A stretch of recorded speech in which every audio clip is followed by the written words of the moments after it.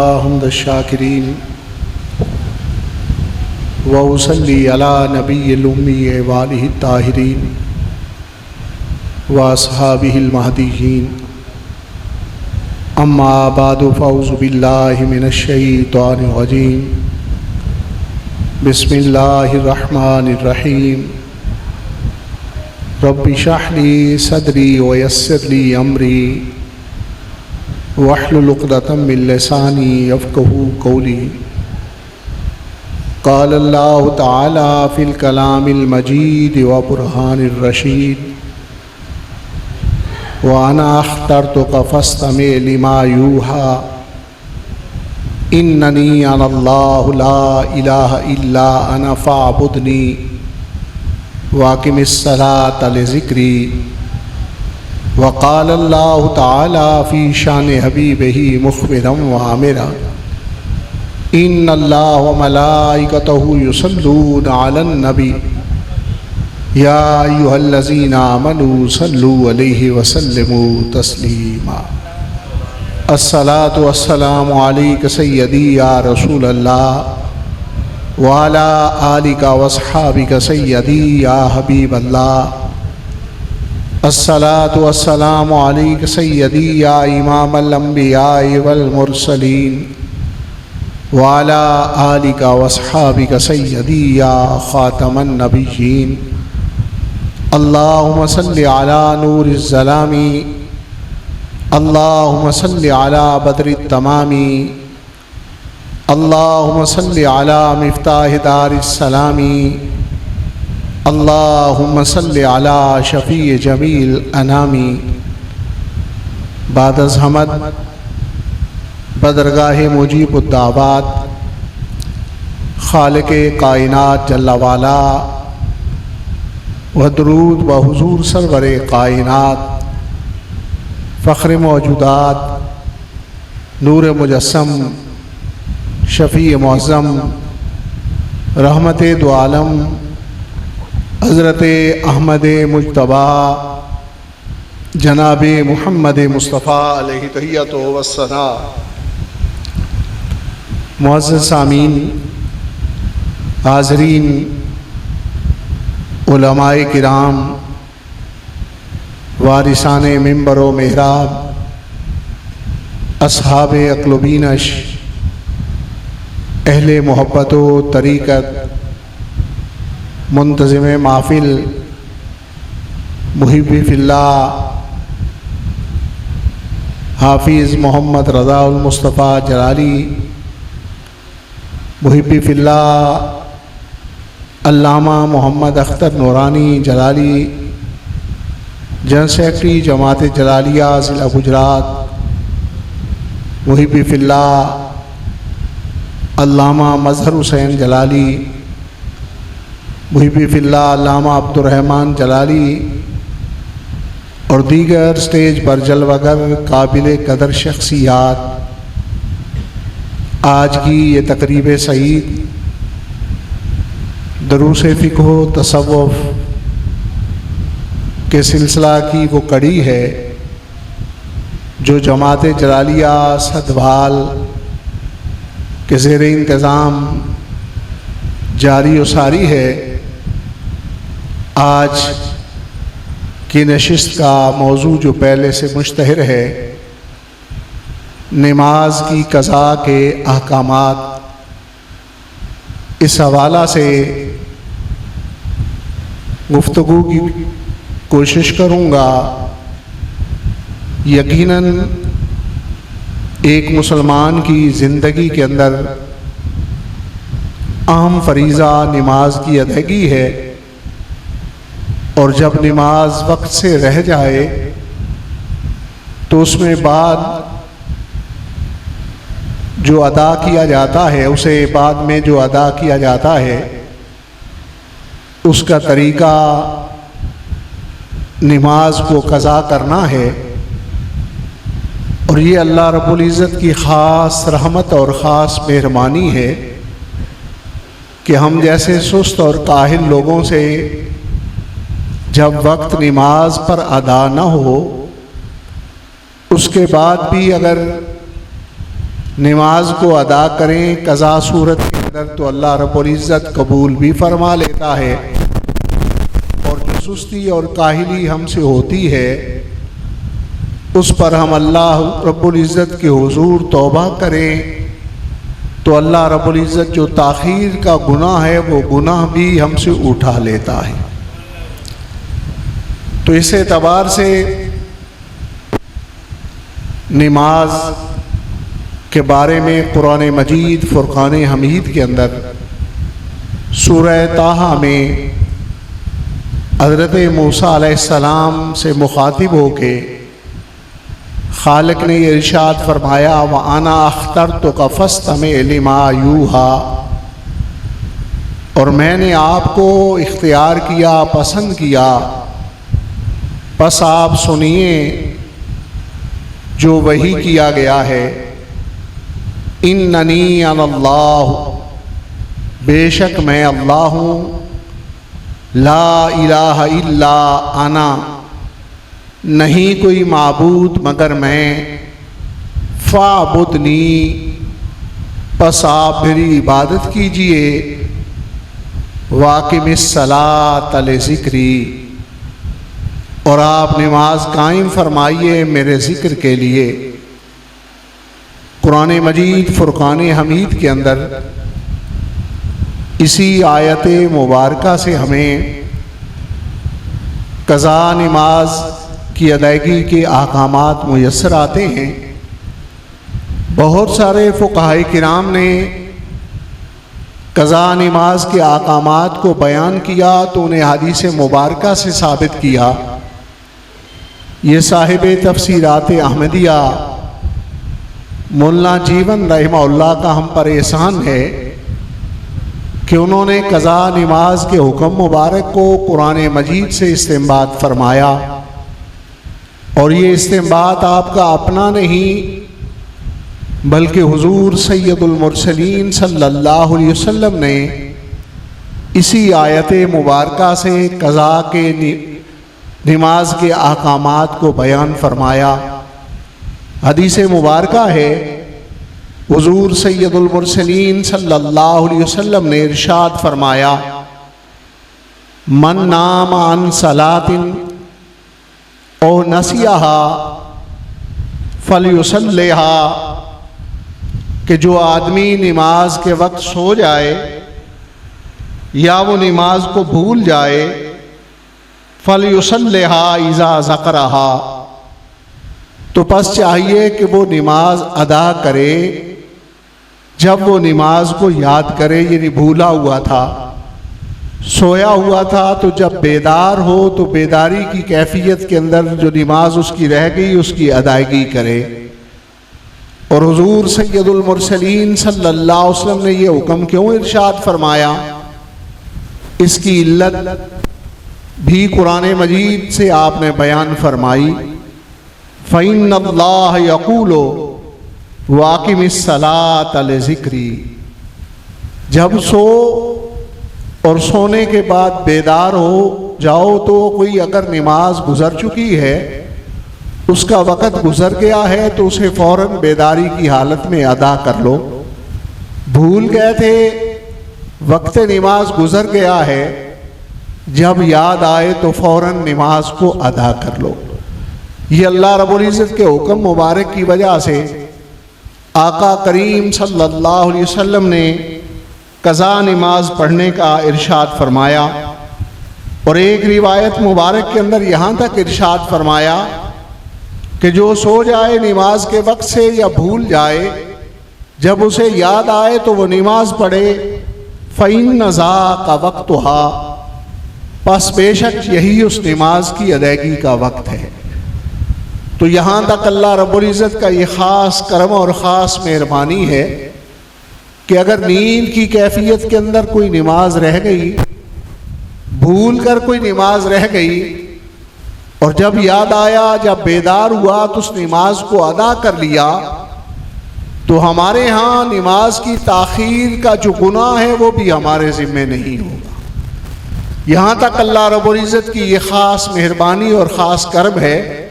فوراً اس نماز کی ادائیگی کر لی جائے، اس کے اندر تاخیر نہ کی جائے۔ ہاں کچھ عذر ایسے بیان ہوئے ہیں جن آزار کی بنیاد پر اگر کسی آدمی کی نماز وقت پر ادا نہیں ہو سکتی تو اس کے سبب سے نماز کے ترک کا گناہ اسے ذمہ نہیں ہوگا جب اس نماز کو قضا کر لے۔ ان آزار میں سے ایک نیند بھی ہے، انہی میں سے ایک بھول جانا بھی ہے جو نبی پاک صلی اللہ علیہ وسلم کے فرمان اقدس سے ثابت ہے، اور اس کے علاوہ دشمن کے حملے کے خوف کے سبب سے اگر اس کی نماز رہ گئی تو اس کے سبب سے بھی جو تاخیر ہوئی ہے وہ اس کا گناہ نہیں ہوگا۔ چور کا ڈر تھا کہ کہیں وہ مال چرا کے نہ لے جائے، اس سبب سے نماز وقت سے رہ گئی تو تاخیر کا گناہ لازم نہیں رہے گا۔ ڈاکو کا اندیشہ تھا کہ کہیں وہ ڈاکہ ڈال دے گا اگر میں نماز کے اندر مصروف ہو گیا، اس وجہ سے وقت سے نماز رہ گئی، تاخیر ہوئی، بعد میں قضا کر لی گئی تو تاخیر نماز کا گناہ ہمارے ذمہ نہیں ہوگا۔ یہ اللہ رب العزت کا خاص کرم اور خاص مہربانی ہے۔ ہاں اس کے علاوہ اگر ارادتاً کوئی آدمی نماز چھوڑ دیتا ہے اور بعد میں نماز وہ قضا کرتا ہے تو یہ چھوڑنا، یہ گناہ اس کے ذمہ رہے گا، یہ تاخیر بھی اس کے ذمہ رہے گی، یہاں تک کہ حدیث مبارکہ کے اندر آیا کہ اس گناہ کو دو چیزیں ہیں جو آدمی سے دور کر سکتی ہیں۔ اس سیاہی کے نقطے کو دو طریقوں سے دھویا جا سکتا ہے اور یہ گناہ معاف کروایا جا سکتا ہے، اور وہ کون سے طریقے ہیں؟ ایک میرے آقا کریم صلی اللہ علیہ وسلم نے فرمایا وہ توبہ ہے، اور دوسرا عمل حج مبرور ہے۔ حج مبرور کے سبب سے بھی اگر ارادتاً نماز ترک کی گئی، بعد میں اس کی قضا کر لی گئی تو یہ گناہ رب تعالیٰ معاف فرما دے گا۔ سچے دل سے توبہ رب تعالیٰ کے حضور نصیب ہو گئی، پھر بھی اللہ رب العزت یہ تاخیر کا گناہ معاف فرما دے گا۔ ہاں توبہ کے لیے ایک شرط فقہائے کرام نے بیان فرمائی ہے کہ سچی توبہ وہ ہوتی ہے جس سبب سے آدمی اللہ رب العزت کے حضور توبہ کرے، وہ عمل کبھی بھی دوبارہ زندگی کے اندر وہ نہ کرے۔ اس کو سچی توبہ سے تعبیر کیا گیا ہے، اور یہ توبہ جب نصیب ہو جائے تو تاخیر نماز کا گناہ وہ مومن مسلمان کو اللہ رب العزت معاف فرما دیتا ہے۔ بعض امور کے اندر حکمتیں موجود ہوتی ہیں اور وہ ہمارے لیے اسی سبب سے شرعی مسائل ہمیں معلوم ہوتے ہیں۔ غزوہ خندق کے موقع پر امام الانبیاء سید الانبیاء جناب مصطفیٰ کریم صلی اللہ علیہ وسلم کی 4 نمازیں رہ گئیں، ظہر، عصر، مغرب اور عشاء۔ امام الانبیاء صلی اللہ علیہ وسلم نے ابھی عشاء کا وقت جانے ہی والا تھا تو حکم ارشاد فرمایا آذان پڑھو۔ آذان کے بعد اقامت ہوئی، آپ نے نماز ظہر ادا فرمائی، پھر اقامت پڑھی گئی، آپ نے نماز عصر ادا فرمائی، پھر اقامت پڑھی گئی، آپ نے نماز مغرب ادا فرمائی، پھر اقامت پڑھی گئی تو آپ نے نماز عشاء کو ادا فرمایا۔ تو یہ دیکھیں اللہ رب العزت کی رحمت کا معاملہ کہ ایک تو ہمیں قضا نماز کے طریقے کا معلوم ہونا تھا کہ قضا نماز کی ادائیگی کیسے ہونی ہے، اور دوسرا دیکھیں کہ سید الانبیاء صلی اللہ علیہ وسلم نے کس قدر مہربانی فرمائی کہ ہم جیسے سست اور کاہل لوگوں کو جن کی نماز وقت سے رہ جائے وہ قضا نماز پڑھیں تو انہیں بھی سنت کا ثواب حاصل ہو جائے۔ تو یہ حکمت اس کے اندر پوشیدہ تھی، اس سبب سے اتنی بڑی مہربانی ہو گئی کہ قضا نماز ادا کرنا بھی سرکار دو عالم صلی اللہ علیہ وسلم کی سنت بن گئی۔ جو قضا بھی مومن پڑھے گا اسے بھی سید المرسلین صلی اللہ علیہ وسلم کی سنت کی ادائیگی کا ثواب حاصل ہو جائے گا۔ تو اس سے قضا نماز کے ہمیں احکامات بھی معلوم ہو گئے کہ اسے اس انداز میں ادا کیا جا سکتا ہے جب وہ وقت سے رہ جائے۔ ہاں اس میں کچھ ایسا معاملہ ہے کہ آدمی جب وہ نماز اس پر فرض ہوئی تو جس طرح فرض نماز رہ گئی ہے تو اس کی قضا کی ادائیگی بھی ہم پر فرض ہے. اسی طرح اگر کوئی واجب نماز رہ گئی ہے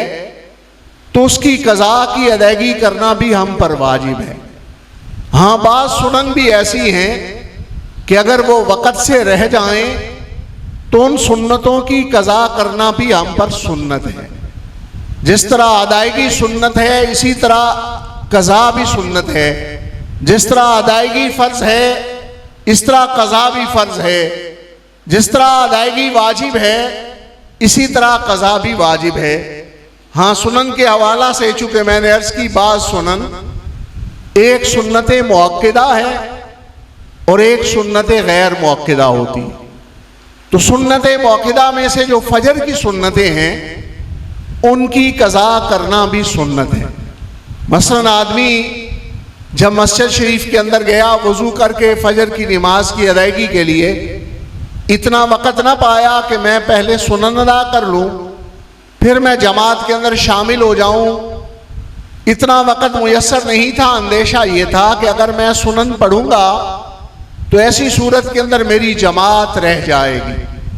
تو حکم مبارک یہ ہے کہ وہ جماعت کے اندر شامل ہو جائے، ہاں بعد میں مسجد کے اندر بیٹھ جائے. جب سورج طلوع ہو جائے، طلوع ہونے کے بعد وہ بڑے دعوت الکبریٰ کا اصطلاح جو ہے وہ فقہ کی کتابوں کے اندر استعمال کی گئی ہے، جسے ہم عام زبان میں جو ہے نا وہ پختہ ناشتے کا وقت کہتے ہیں. پرانے زمیندار لوگ اس وقت کو جانتے ہیں کہ جب وہ ہل چلایا کرتے تھے تو ایسے ہی وقت کے اندر 9 ساڑھے 9 بجے ان کے ناشتے جاتے تھے. تو وہ وقت جو ہے اس وقت تک فجر کی سنت جو ہے وہ اگر رہ گئی ہے وقت سے تو اس کی قضا کی جا سکتی ہے. تو یہ سنت کے قضا کا طریقہ ہے. ہاں باقی اگر فرائض رہ جائیں، واجبات رہ جائیں تو زندگی بھر ان کی قضا وہ ہم پر فرض ہی رہے گی. جتنی تاخیر ہوگی اس کے سبب سے ظاہر ہے کراہت پائی جائے گی، اس لیے جتنا جلدی ہو وہ قضا نماز پڑھ لیں. فرض ہے تو فرض کی ادائیگی کریں، واجب ہے تو واجب کی ادائیگی کریں. تو اس اعتبار سے وہ ادائیگی قضا کی صورت کے اندر ہو جائے. اس میں قضا کرتے ہوئے بعض اوقات مثلا آدمی مرض کے اندر مبتلا ہو تو اسے معلوم نہیں ہوتا کہ اب قضا کے احکامات کیا ہیں. تو چونکہ نماز بیمار پر بھی فرض ہے، ہاں اگر وہ کھڑے ہو کر ادا نہیں کر سکتا تو اسے یہ رخصت دی گئی ہے کہ وہ بیٹھ کے ادا کر لے. اگر بیٹھ کے ادا نہیں کر سکتا تو وہ اشارے کے ساتھ ادا کر لے. ہاں ایک عذر یہ بھی ہے کہ اگر اشارے کے ساتھ بھی نماز کی ادائیگی نہیں ہوتی، ایسا مرض ہے کہ دماغ کے کسی کوئی حصہ متاثر ہے، بے ہوشی ہے، غشی کی کیفیت ہے، نیم بے ہوشی کا عالم ہے، تو ظاہر اشارے سے بھی نماز تو ادا نہیں ہوگی. ایسی صورت کے اندر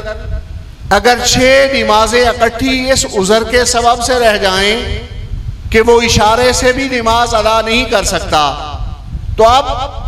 ایسے مریض کے لیے قضا کرنا وہ فرض نہیں ہے.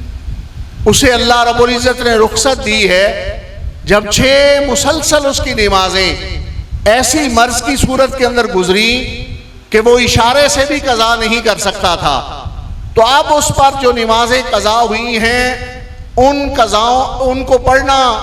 یعنی قضا کیفیت کے اندر یہ اس پر فرض نہیں ہے. غشی رہی، جنون رہا، پاگل پن رہا، کوئی ایسا سبب رہا، تو پھر جب اللہ رب العزت نے صحت عطا فرمائی ہے، تندرستی عطا فرمائی ہے، تو وہ ان نمازوں کی قضا کرنا اس پر فرض ہے. اسی طرح قضا کی نماز کے احکامات کے حوالہ سے یہ معاملہ بھی بڑا اہم ہے کہ بعض اوقات ہماری نماز سفر کے اندر رہ جاتی ہے. گاڑی پر بیٹھے ہیں، گاڑی رکی نہیں، وقت گزر گیا، نماز ہماری رہ گئی. تو اس کے حوالہ سے شریعت محمدیہ جو ہماری رہنمائی کرتی ہے کہ اگر حالت اقامت کے اندر نماز قضا ہوئی ہے تو خواہ وہ سفر کے اندر اس کی قضا کرو یا مسافر ہوتے ہوئے کوئی ہماری نماز رہ گئی ہے، گھر آ کے اپنی رہائش اور سکونت پر پہنچ کر اس کی قضا کرو، تو جس کیفیت کے اندر وہ رہ گئی اسی کے اندر اس کی قضا کی جائے گی۔ قدر مسئلے کو اور کھولنا چاہوں گا، اس لیے کہ مثلا 4 رکعت والی نماز ہے ظہر کی، زندگی میں کسی وقت وہ ہماری اپنے گھر رہتے ہوئے رہ گئی، اب سفر میں ہیں، گاڑی کا ٹکٹ لے لیا ہے، انتظار گاہ میں ہیں، اڈے پر موجود ہیں، ہمارے پاس وقت میسر ہے، مسجد بھی موجود ہے، ایک نماز اپنی وقت کی پڑھنے گئے، یاد آ گیا زندگی میں میری ظہر بھی رہ گئی تھی، ابھی گاڑی چلنے میں 2 گھنٹے باقی ہیں، گھنٹہ باقی ہے، وہاں ہم اپنی قضا نماز کو ادا کرتے ہیں جو حالت اقامت کے اندر رہ گئی تھی۔ اس صورت کے اندر 4 رکعت والی وہ نماز ہے ظہر، اس کو ادا کرنا ہے، اگرچہ سفر میں اس کی قضا کر رہے ہیں لیکن جس کیفیت کے اندر وہ رہ گئی تھی اسی انداز میں اس کو قضا کیا جائے گا۔ مقصد یہ ہے کہ 4 رکعتوں کے ساتھ ہی اس کی قضا کی جائے گی۔ اسی طرح حالت سفر کے اندر گاڑی نہ رکنے کے سبب سے ہماری عصر کی نماز رہ گئی تو ظاہر ہے سفر کے اندر جب آدمی مسافر شرعی قرار دیا جاتا ہے، جس نے 92 کلومیٹر سفر کرنا ہو تو اس صورت کے اندر اگر 92 سے زائد سفر ہے یا 92 ہے تو وہ مسافر شمار ہوتا ہے اور نماز اس کی 4 رکعت والی 2 رکعت والی ہو جاتی ہے، نماز قصر ہو جاتی ہے۔ ایسی صورت کے اندر عصر کی نماز تھی وہ رہ گئی، 2 رکعت پڑھنی تھی قصر نماز کر کے، اب گھر پہنچے ہم نے اس کی قضا کرنی ہے تو قضا میں یہ نہیں کہ 4 رکعتیں پڑھیں گے بلکہ ہم 2 رکعتیں جس طرح سفر میں رہی ہے اسی طرح اس کی قضا کریں گے۔ یعنی معاملہ یہ ہے کہ جس طرح جس کیفیت کے اندر رہی ہے اسی کیفیت کے اندر نماز قضا پھر وہ اللہ رب العزت کی بارگاہ میں پیش کی جائے گی۔ اسی طرح قضا نمازوں کے حوالہ سے ایک اہم بات یہ بھی ہے کہ نماز جب آدمی کی رہ جاتی ہے تو جو آدمی صاحب ترتیب ہوتا ہے جب وہ قضا پڑھنے لگے تو اس کے لیے یہ بات شرع شریف کے اندر واجب ہے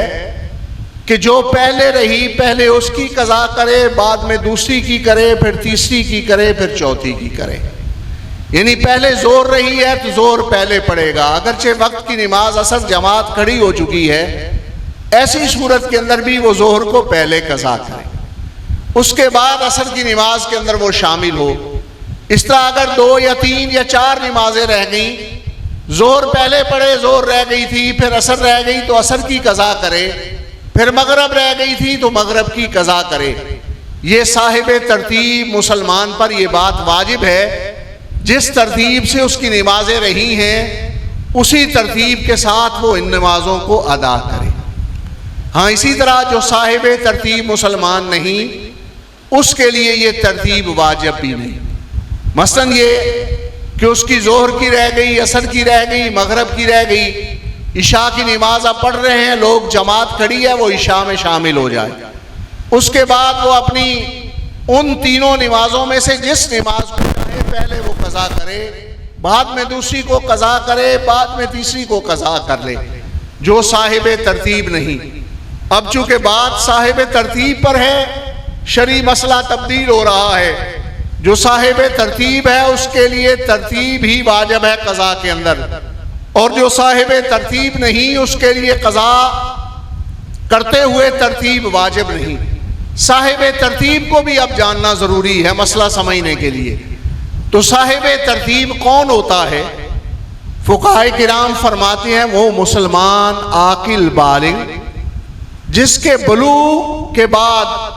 کبھی بھی زندگی بھر اس کی 6 نمازیں اکٹھی قضا نہ ہوں، وہ صاحب ترتیب مسلمان ہے کہ زندگی بھر کے اندر جب سے بالغ ہوا ہے اس کی 6 اکٹھی نمازیں قضا نہیں ہوئی۔ ہاں اگر 6 اکٹھی قضا ہو گئیں اور وقت بھی چھٹی کا گزر گیا تو اس کے بعد وہ آدمی صاحب ترتیب نہیں رہا۔ ہاں ایسا مسلمان جس کی بلوغ کے بعد کبھی 6 اکٹھی قضا نہیں ہوئی، اس کے لیے ترتیب واجب ہے، اور جس کی کسی سبب سے بھی وہ قضا ہو گئی اب اس کے لیے پھر ترتیب واجب نہیں رہی، جو نماز چاہے وہ پہلے قضا کرے۔ ہاں قضا کے حوالہ سے ایک اہم معاملہ جس کی طرف میرے حضور امام ربانی قیوم زمانی حضور مجدد الفسانی شیخ احمد سرندی فاروقی رحمہ اللہ نے مکتوبات شریف کے اندر رہنمائی فرمائی ہے۔ آپ فرماتے ہیں کہ ہم لوگ بعض اوقات نوافل کے اندر مشغول ہو جاتے ہیں، خاص راتیں آتی ہیں، اللہ رب العزت کی رحمت کے بہانے موجود ہوتے ہیں، نوافل پڑھتے رہتے ہیں، تلاوت قرآن مجید کرتے رہتے ہیں، ذکر کرتے رہتے ہیں۔ آپ فرماتے ہیں قیامت کے دن نوافل کا سوال نہیں ہوگا، قیامت کے دن فرض پوچھا جائے گا، وتر کا پوچھا جائے گا۔ فرماتے ہیں جس کے ذمے زندگی بھر کوئی قضا نمازیں ہیں، نوافل پڑھنے سے بہتر یہ ہے کہ وہ اپنی نمازیں قضا کر لے، اس لیے کہ قیامت کے دن قضا نماز کے بارے میں سوال ہونا ہے، فرضی نماز کے بارے میں، نوافل کے بارے میں سوال نہیں ہونا۔ ہاں نوافل پڑھیں، نوافل بڑی چیز ہے، اللہ رب العزت کا فرمان ہے کہ میرا قرب بندے کو نوافل کے سبب سے نصیب ہوتا ہے، حدیث قدسی ہے۔ لیکن اگر فرائض ذمے ہوں تو اس صورت کے اندر حضور امام ربانی رحمہ اللہ فرماتے ہیں پہلے وہ اپنی قضائیں پڑھے، پھر اس کے بعد نوافل میں مشغول۔ اس لیے جب بھی خاص راتیں آتی ہیں، رمضان شریف کا خاص مہینہ آتا ہے، یا خاص جگہ اور خاص مواقع نصیب ہو جاتے ہیں آدمی کو۔ میرے جد اعلیٰ حضرت حافظ الحدیث رحمہ اللہ نے بڑے خاص لوگوں کو، بڑے خاص مقربین کو یہ نصیحت فرمائی تھی حرمین شریفین کی زیارت کے لیے جاتے ہوئے۔ فرمایا مکہ مکرمہ میں ایک فرض پڑھیں 60 لاکھ فرض کا ثواب حاصل ہوتا ہے، اور مسجد نبوی شریف میں حدیث پاک ہے کہ ایک فرض پڑھیں 50,000 فرائض کی ادائیگی کا ثواب ملتا ہے۔ تو لہٰذا تمہیں اللہ رب العزت نے یہ سعادت دے دی ہے 14 دن 15 دن 20 دن مہینہ وہاں رہنے کی، تو وہاں قضا نمازوں کا اہتمام کرنا۔ زندگی بھر کئی رہ جاتی ہیں نمازیں، کئی پڑھی بھی ہوں تو نیت درست نہیں، طہارت موجود نہیں، کپڑا پاک نہیں، جگہ پاک نہیں، کوئی ایسا معاملہ ہوتا ہے، اس ذوق میں نہ رہو کہ ہم نے ساری ادا کر لی ہیں۔ وہاں اگر وقت میسر آ گیا ہے تو حضرت کے جو الفاظ تھے وہ یہ تھے کہ ہر نماز کے بعد 5 قضا نمازوں کا اہتمام ضرور کرنا ہے، جتنا وقت حرمین شریفین رہنا نصیب ہونا ہے۔ مقصد یہ تھا کہ ایک قضا پڑھیں گے تو لاکھ قضا کی جگہ قبول کر لی جائے گی، 5 ہو جائیں گی ایک وقت کے اندر تو 5 لاکھ نمازوں کی جگہ قبول ہو جائیں گی۔ اتنی سعادتیں اور اتنا خاص وقت اور خاص مہربانیاں، تو اس اعتبار سے قضا کا سوال ہوگا، فرض کا سوال ہوگا، اس سوال کی تیاری ضروری ہے۔ ان کو اپنے ذمے نہیں رکھنا۔ زندگی کے جس مرحلے میں بھی، جس لمحے میں بھی رب تعالیٰ نے ہدایت نصیب فرما دی ہے، اپنی طرف راستہ دکھلا دیا ہے، اب قضا نمازوں کا اہتمام کرنا ہے اور قضائیں پڑھنی ہیں جب بھی وقت میسر آئے، جب بھی کوئی ایسا وقت ملے قضا کو ادا کرنا ہے۔ ہاں میں نے پہلے عرض کی فرض رہ گیا تو اس کی قضا کرنا بھی فرض ہے، اور اس کے اندر یہ ہے کہ جتنی جلدی وہ قضا کی جائے۔ لیکن 2 کام ایسے ہیں جس کی وجہ سے اگر تاخیر ہو جائے تو گناہ ہمارے ذمے نہیں، ان ذمہ داریوں کو بھی سمجھنا ہے۔ اسلام کسی کو راہب نہیں بناتا، اسلام مسلمان بناتا ہے، اور اسلام یہ تعلیم دیتا ہے کہ سارے حقوق کا خیال رکھنا ہے۔ جہاں حقوق اللہ کا خیال رکھنا ہے وہاں حقوق العباد کا بھی خیال رکھنا ہے۔ دیکھیں نماز کتنا بڑا فریضہ ہے اور قضا رہ گئی، اور اس میں بھی حکم کیا ہے؟ جلدی قضا کرو۔ لیکن پھر بھی حکم شریعت محمدیہ کا یہ ہے کہ اگر کسی آدمی کے ذمے بچوں کی تربیت ہے، اپنی اولاد کی تربیت ہے، اپنی بیوی اپنے بچوں کا نان نفقہ مہیا کرنا اس کے ذمے ہے۔ اس کے پیش نظر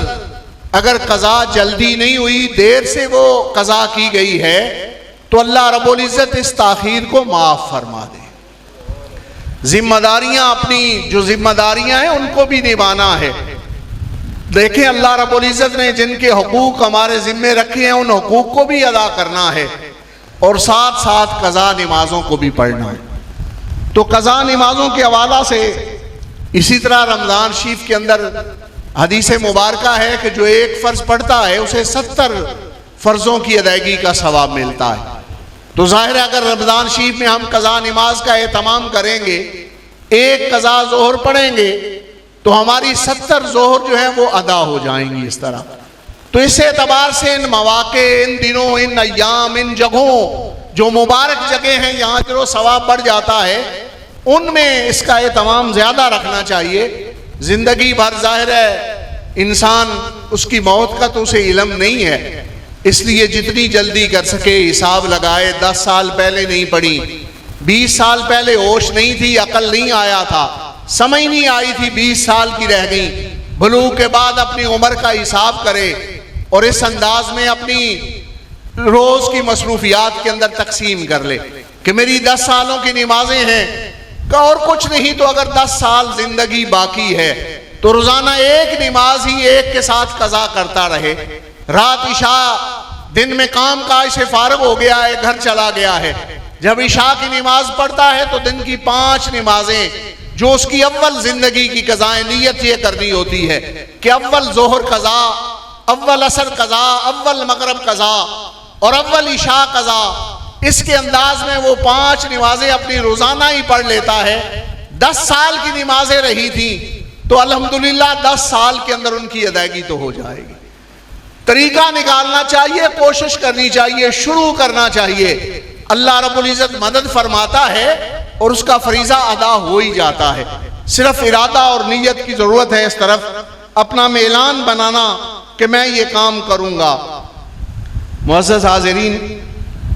اسی طرح ایک معاملہ کہ اگر کسی کے ذمے قضا نمازیں ہیں اور وہ دنیا سے اس کے جانے کا وقت آ گیا، اب ایسی صورت کے اندر شرع شریف کا یہ حکم ہے کہ وہ اپنی اولاد کو، اپنے ورثاء کو اس بات کی وصیت کرے کہ میری طرف سے میری نمازوں کا ہدیہ تم نے وہ ادا کرنا ہے۔ ہاں، ثلث مال میں سے، تہائی مال میں سے اس کے ورثاء پر لازم ہے کہ جو اس کی نمازیں رہی ہیں ان نمازوں کی وہ اسقاط کی ادائیگی کریں۔ تو اس حوالہ سے اگر ثلث مال میں سے نہیں وہ ادا ہو سکتا تو پھر وارثوں کا اپنا معاملہ ہے کہ وہ اپنے جانے والے پر مہربانی کرتے ہوئے اس کی فرض کی ادائیگی کے لیے وہ اس کی طرف سے اسقاط کرتے ہیں یا نہیں کرتے۔ احسان یہی ہے کہ ظاہر ہے باپ، دادا، بزرگ جو اپنی میراث دے گئے ہیں، اگرچہ ثلث سے ادا نہیں ہوتا پھر بھی اگر ان کے نمازیں ذمے ہیں یعنی تہائی حصہ، پھر بھی ان کی طرف سے اسقاط کی ادائیگی کی جائے جب وہ وصیت کر جائیں۔ بلکہ اولاد کے لیے اگر وصیت نہیں بھی کی تو فقہائے حنفیہ فرماتے ہیں کہ اگر اولاد اپنے باپ اور ماں کی طرف سے جو نمازیں زندگی میں ان کی رہی ہیں ان کی طرف سے اگر وہ اسقاط کر دیں تو اللہ رب العزت سے امید کی جاتی ہے کہ قیامت کے دن وہ والدین سوال سے محفوظ رہ جائیں گے، یعنی کہ ان کی اسقاط کو قبول کر لیا جائے گا۔ ہاں، اب اسقاط کیا ہے؟ وہ یہ ہے کہ جتنا فطرانہ ہر آدمی کے ذمے ہوتا ہے اتنا ہر نماز کی وہ اسقاط کی ادائیگی، یعنی ایک نماز کے بدلے میں 2 کلو گندم جو ہے وہ اگر بطور اسقاط ادا کی جائے تو یہ اس نماز کو، یعنی جو قضا نہیں ہم کر سکے زندگی میں، مرنے کے بعد اس کی اسقاط کی وہ ادائیگی ہو جائے گی اور وہ فرض کا سوال جو ہے اس آدمی سے وہ اٹھ جائے گا۔ یہ اسقاط کا طریقہ ہے۔ تو اس میں چونکہ دن کے اندر 5 نمازیں ہیں تو 5 نہیں شمار کرنی، اس لیے کہ چھٹے اس کے اندر وطر بھی. اس اعتبار سے ایک دن کی اگر قضا نمازوں کی اسقاط دینی ہو تو وہ 12 کلو گندم ہوگی. 5 فرض نمازیں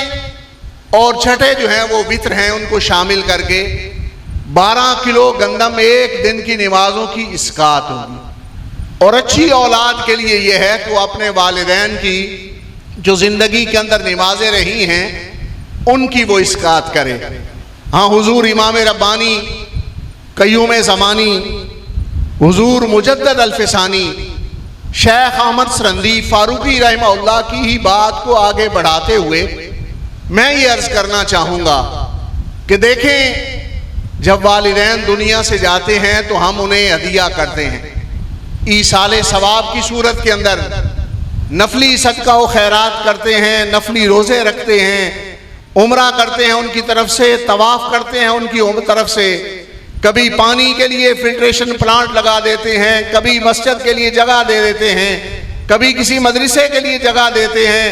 کبھی کسی رفاع عامہ کے کام کے لیے جگہ دے دیتے ہیں.